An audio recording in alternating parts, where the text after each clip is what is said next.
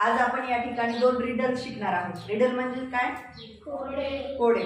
ठीक आहे. तुम्हाला जर अर्थ समजला तर तुम्ही या ठिकाणी रिडलचं आन्सर करू शकता.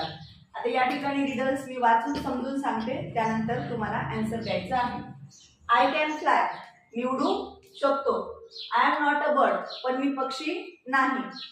I sleep during the day, मी दिवसा झोपतो. आय एम ब्लॅक, आणि माझा रंग काळा असतो. संचिता, हा, गणेश नाही, समाधान नाही.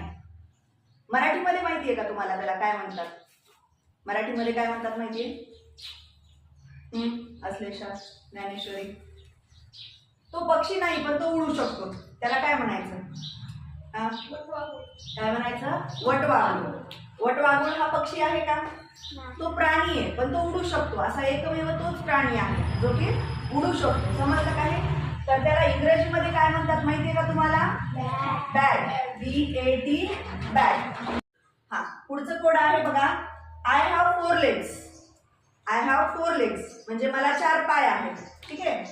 I live on the farm, मी शेतात राहते.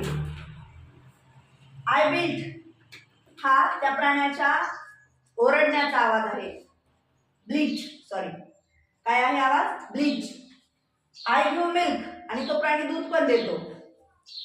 हा हा शेलार, फार्म. फार्म कसा असेल? हा श्रुती, काऊ नाही. काऊच्या ओरडण्याला ब्लीट नाहीत म्हणत. 4 पाय असतात, बरोबर आहे. शेतात राहते, बरोबर आहे. तिचं जे ओरडणं आहे, तुम्हाला प्राण्यांचे आवाज, ओरडणं हे पण माहित असलं पाहिजे.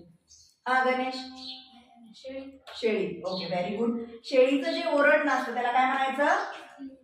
ब्लीट. काय म्हणायचं? ब्लीट. तर लक्षात ठेवा, या ठिकाणी उत्तर येतं गोट. काय येतं उत्तर?